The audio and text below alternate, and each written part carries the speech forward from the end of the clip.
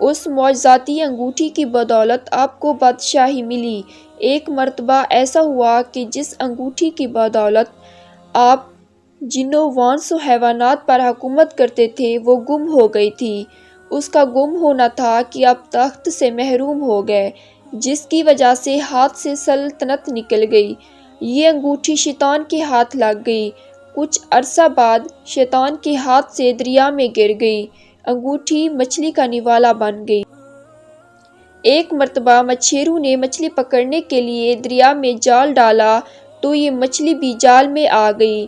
مچھیرے بازار لے گئے اور بیچ دیا۔ حضرت سلیمان علیہ السلام کے خادموں نے مچھلی خریدی۔ اتفاق کی بات ہے یہی مچھلی خادموں کے ہاتھ لگ گئی۔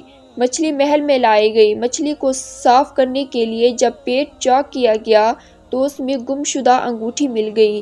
حضرت سلیمان علیہ السلام کی قسمت جاگ گئی۔ انگوٹھی کی بدولت حضرت سلیمان علیہ السلام دوبارہ سلطنت کے وارث بن گئے۔ بتایا جاتا ہے کہ انگوٹھی پر اسم اعظم کندہ تھا۔ جنات بھی حضرت سلیمان علیہ السلام کے تابع تھے۔ حضرت سلیمان علیہ السلام اپنے بیشتر کام جنوں سے بھی لیا کرتے تھے۔ حضرت سلیمان علیہ السلام میں ایسی حیرت انگیز خوبیاں تھیں جو کسی بادشاہ میں نہیں تھیں اور نہ قیامت تک کسی کو نصیب ہوں گی۔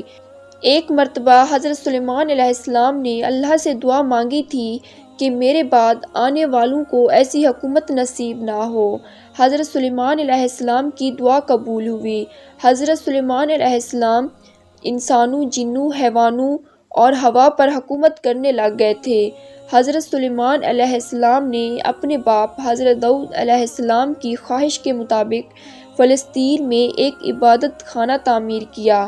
اگرچہ تعمیر کرنے کا ارادہ حضرت داؤد علیہ السلام نے اپنی زندگی میں کیا تھا، لیکن زندگی میں ان کی یہ خواہش پوری نہیں ہوئی۔ تاہم انہوں نے اپنی خواہش کے مطابق عبادت خانہ کی جگہ منتخب کر دی تھی۔ حضرت داؤد علیہ السلام کے بعد حضرت سلیمان علیہ السلام نے اپنے دور حکومت میں عبادت خانہ تعمیر کرایا۔ اس لیے اس عبادت خانہ کا نام ہیکل سلیمانی رکھا۔ ہیکل سلیمانی کی تعمیر قبل مسیح میں ہوئی۔ تعمیر کا کام 7 سال تک جاری رہا۔ روایت کے مطابق بہت بھاری تعداد میں لوگوں نے تعمیر کے کام میں حصہ لیا۔ بعض روایات کے مطابق 2 لاکھ مزدوروں نے کام کیا۔ اسرائیلی روایات میں حیرت انگیز بات یہ بھی پائی جاتی ہے کہ تعمیر کے دوران جنوں نے بھی حصہ لیا۔ وہ دور دراز مقامات سے پتھر اٹھا کر لاتے تھے اور دیواریں چنتے تھے۔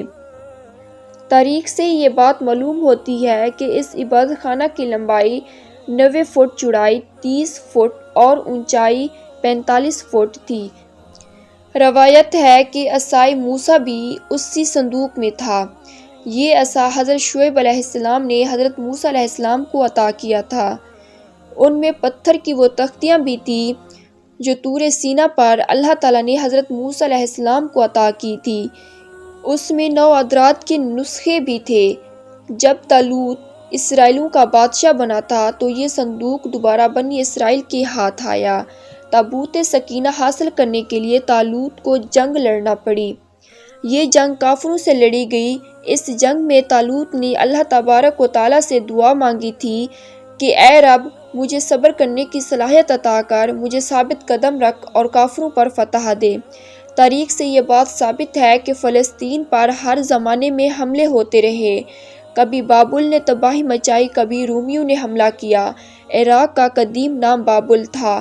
جس نے بھی حملہ کیا حضرت سلیمان علیہ السلام کا تعمیر کیا ہوا عبادت خانہ ہیکل سلیمانی کو بھی نشانہ بناتا رہا۔ ایک مرتبہ بابل کا بادشاہ بخت نصر نے فلسطین پر حملہ کیا اور ہیکل سلیمانی کو تاخت و تاراج کیا اور اسرائیلیوں کا قتل عام کیا۔ ایک مرتبہ بابل کا بادشاہ بخت نصر نے فلسطین پر حملہ کیا اور ہیکل سلیمانی کو تاخت و تاراج کیا اور اسرائیلیوں کا قتل عام کیا۔ بخت نصر فلسطین سے 10 لاکھ یہودیوں کو کھدیڑ کر عراق لے گیا اور وہاں غلام بنایا۔ بخت نصر کے عہد کے بعد پھر یہ قوم فلسطین میں آ کر آباد ہو گئی۔ رومی بھی اکثر فلسطین پر حملہ کرتے رہے۔ ہیکل سلیمانی کے جو بھی نشانات تھے حملوں کی ضد میں آ کر مٹتے رہے۔ آخر میں روم کے ایک بادشاہ ٹیٹس نے ہیکل سلیمانی کو آگ لگا کر بالکل تباہ کر دیا، حتیٰ کہ اس کے وجود کی دھندلی نشانی بھی نیست و نابود ہو کر رہ گئی۔ یہودیوں کا دعویٰ ہے کہ ہیکل سلیمانی کی زمین پر مسجد اقصی تعمیر کی گئی، اس لیے یہ یہودی کی ملکیت ہے۔ آج بھی یہ تنازع ایک مسئلہ بنا ہوا ہے، جس کی وجہ سے بیت المقدس کی سرزمین پر آج تک جنگ جاری ہے۔ اسرائیلی مسجد اقصی کو شہید کرنے کی کوشش میں لگے ہوئے ہیں۔ حضرت سلیمان علیہ السلام اللہ پر یقین کامل رکھتے تھے اور ہر معاملہ میں اللہ پر بھروسہ کرتے تھے۔ حضرت سلیمان علیہ السلام ہمیشہ اللہ کا کرشمہ اور اس کی کارسازی دیکھنے کی خواہش رکھتے تھے۔ ایک مرتبہ کا ذکر ہے، حضرت داؤد علیہ السلام کے دور حکومت میں ایک بڑھیا کے ہاں دو مسافر آئے اور کہنے لگے کہ ہمیں بھوک لگی ہے، اگر تمہارے پاس کھانا ہے تو دے دو تاکہ ہم کھا کر اپنی بھوک مٹائیں، ہم کھانے کا معاوضہ ادا کریں گے۔ بڑھیا بڑی غریب تھی، وہ بولی میرے پاس تھوڑی سی گندم ہے، میں پسوا کر لاتی ہوں، تم کچھ دیر انتظار کرو۔ کچھ دیر بعد بڑھیا جب آٹا لا رہی تھی تو راستے میں زوردار ہوا چلنی شروع ہو گئی، آٹا ہوا لے اڑی، بڑھیا کے ہاتھ خالی ہو گئے۔ بڑھیا نے رونا شروع کیا۔ اتفاق کی بات ہے کہ راستہ میں حضرت سلیمان علیہ السلام مل گئے۔ حضرت سلیمان علیہ السلام اس زمانے میں کم سن تھے۔ آپ نے رونے کا سبب دریافت فرمایا تو وہ بولی کہ میں گندم پسوا کر آٹا لا رہی تھی، اچانک ہوا چل پڑی، آٹا اڑ گیا۔ حضرت سلیمان علیہ السلام نے فرمایا اس میں رونے کی کیا بات ہے، میرا باپ بادشاہ ہے، جا اس سے فریاد کر۔ بڑھیا حضرت داؤد علیہ السلام کے پاس فریاد لے کر آئی۔ حضرت داؤد علیہ السلام نے فرمایا میں کیا کر سکتا ہوں، اللہ کے حکم سے چلتی ہے، اگر کوئی انسان ظلم کرتا تو میں انصاف کرتا، ہوا کے ساتھ کس طرح معاملہ کروں؟ پھر اپنی خادم سے کہا کہ 2 بوری اناج بڑھیا کے حوالے کرو۔ بڑھیا اناج لے کر واپس جا رہی تھی تو راستے میں پھر حضرت سلیمان علیہ السلام سے ملاقات ہو گئی۔ حضرت سلیمان علیہ السلام نے بڑھیا سے دریافت کیا، اس نے بتایا کہ بادشاہ نے 2 بوری اناج دیا ہے، وہ میں لیے جا رہی ہوں۔ حضرت سلیمان علیہ السلام نے کہا کہ بادشاہ کے پاس دوبارہ واپس جا اور گزارش کر کہ مجھے وہی آٹا چاہیے جو ہوا اڑا کر لے گئی۔ بڑھیا نے حضرت سلیمان علیہ السلام کے کہنے پر عمل کیا، بادشاہ کے پاس گئی، وہی بات کہی جو حضرت سلیمان علیہ السلام نے بتائی تھی۔ بادشاہ بڑھیا کی بات سن کر پریشان ہو گیا اور سوچنے لگا کہ میں ہوا سے یہ بات کس طرح کہوں کہ بادشاہ نے بڑھیا سے دریافت فرمایا۔ بڑھیا نے جواب دیا کہ راستے میں ایک کمسن لڑکا ملا تھا، اسے تمام ماجرا سنایا تو اس نے مجھے سکھا کر بھیجا ہے۔ حضرت داؤد علیہ السلام سمجھ گئے کہ سوائے سلیمان کے دوسرا کوئی اس طرح کی بات نہیں کر سکتا۔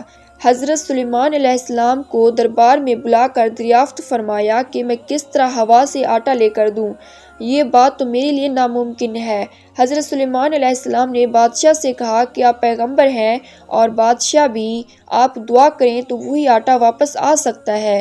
آپ نے دعا کی، اللہ نے آپ کی دعا سن لی، اللہ نے ہوا کو انسانی شکل میں آپ کے پاس بھیجا۔